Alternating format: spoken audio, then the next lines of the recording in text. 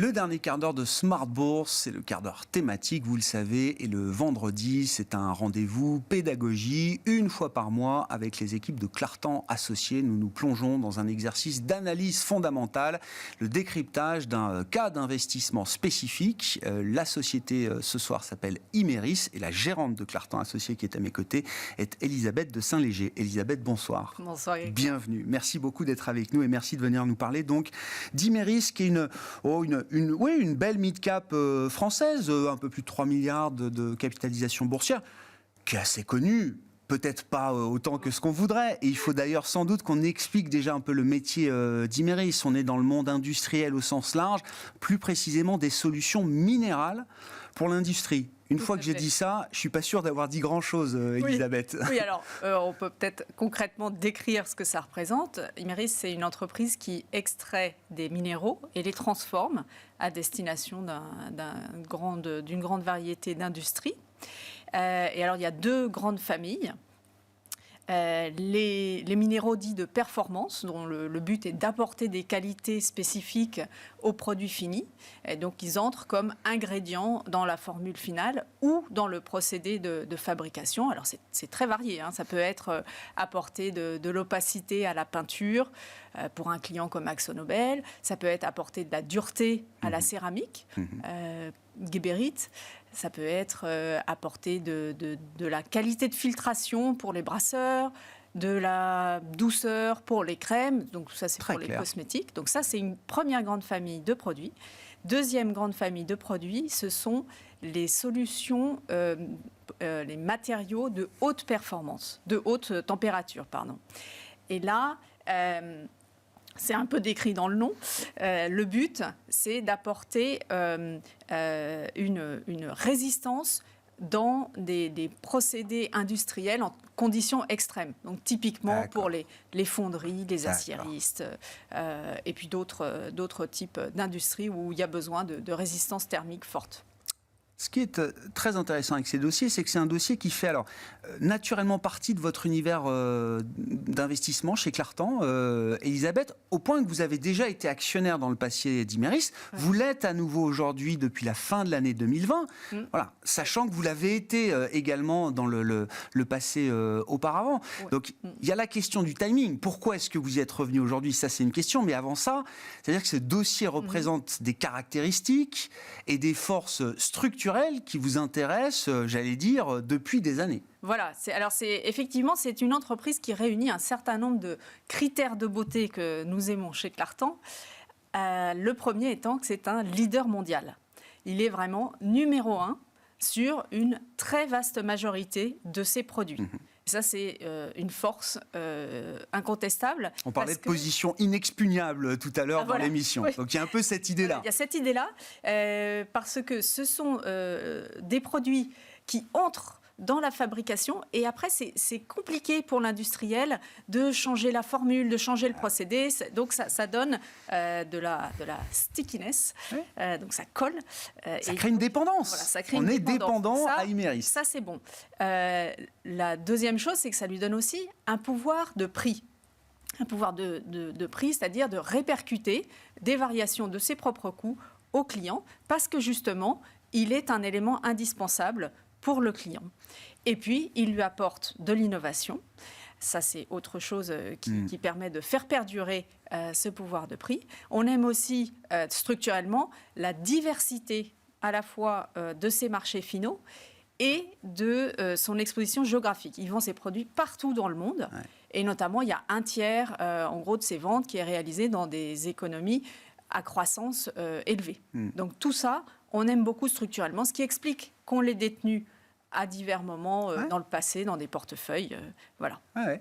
Est-ce que, justement, sur les points structurels du dossier, Elisabeth, et vous avez très clairement expliqué où est-ce qu'on allait retrouver les usages, les solutions et les procédés d'Imerys, est-ce que cette entreprise est portée par les méga-tendances du moment ? Donc, je ne veux pas être trop spécifique, mais l'idée de la transition écologique, pour dire les choses simplement, l'idée de l'électrification du monde, de la numérisation du monde, est-ce que c'est tendances-là se retrouvent porteuses pour un groupe comme Imerys sur sa partie de la chaîne. Alors, voilà, il y a certaines méga tendances qui, en effet, portent Imerys.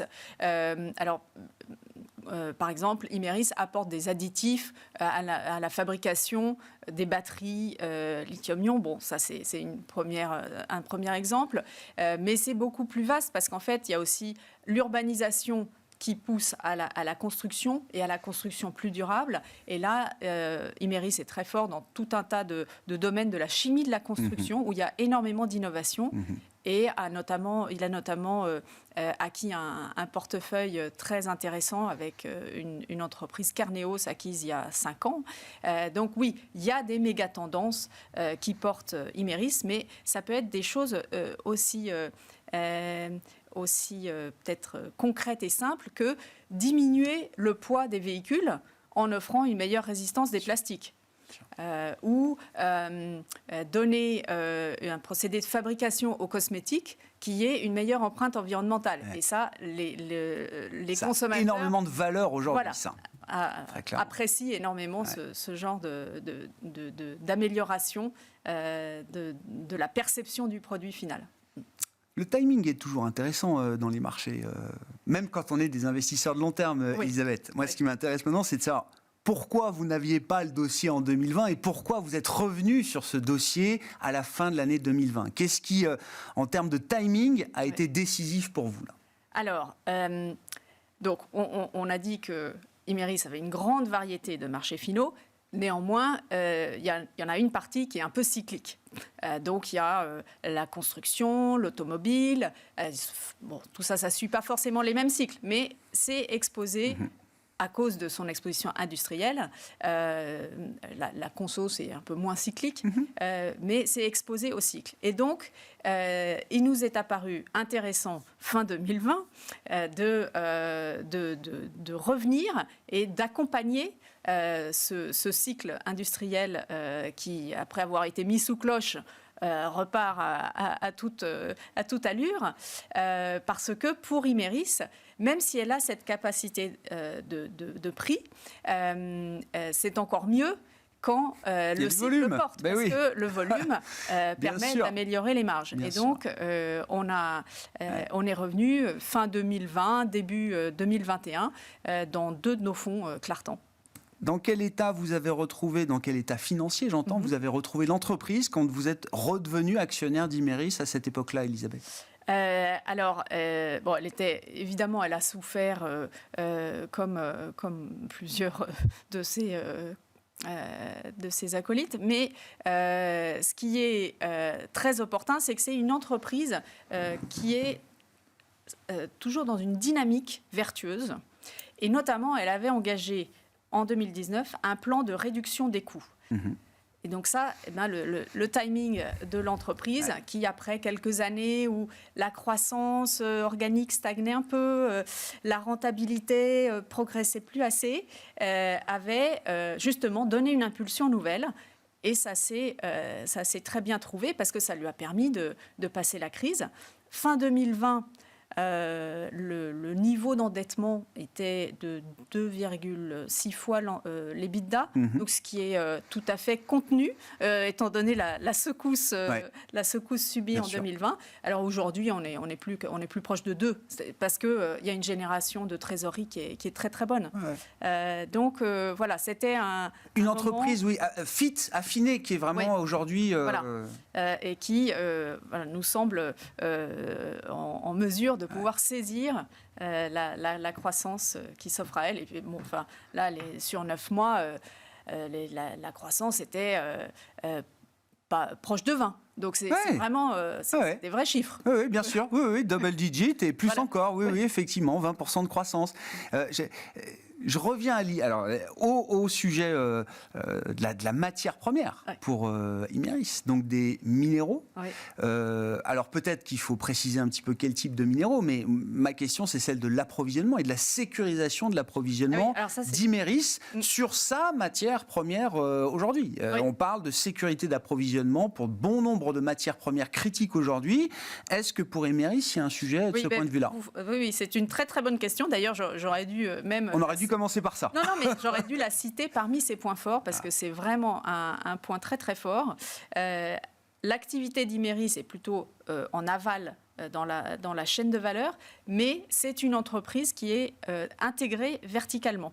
Et elle possède les mines, en fait, et donc elle est autonome pour 2/3 de ce qu'elle fabrique, ce qui est colossal et ce qui, évidemment, est un grand avantage. Et autonome, ça veut dire autonome pas pour les approvisionnements de cette année. On parle de 20 ans. Ah oui, c'est ça. Voilà, c'est vraiment c'est une vraie autonomie. Oui. Donc c'est une vraie sécurité de l'approvisionnement. Ouais. Tout à fait. Je regardais la valorisation du dossier, là, le PER 2020 forward, qui est autour de 11. Bon, c'est une industrielle. Voilà. C'est pas cher. Et c'est intéressant parce qu'on en parlait tout à l'heure. Dans le marché en janvier tel qu'il a fonctionné, tout ce qui était à plus de 20 de forward PE s'est contracté. Tout ce qui était à moins de 12 c'est régalité. Voilà. Donc on est du bon côté de ce point de vue-là. Il y a un réveil. Non, mais c'est intéressant. Effectivement, dans cette période très critique, on est du bon côté de la frontière. Voilà, mais on pense qu'il y en a sous le pied. Merci beaucoup Elisabeth. Merci d'être venue nous parler du cas Imerys avec cet exercice d'analyse fondamentale. Rendez-vous une fois par mois avec les équipes de Clartan Associés le vendredi à 17h45 et Elisabeth de Saint-Léger qui était à mes côtés ce soir, gérante chez Clartan. Ainsi se termine cette émission. On se retrouve évidemment lundi à 12h30 en direct sur Bismart.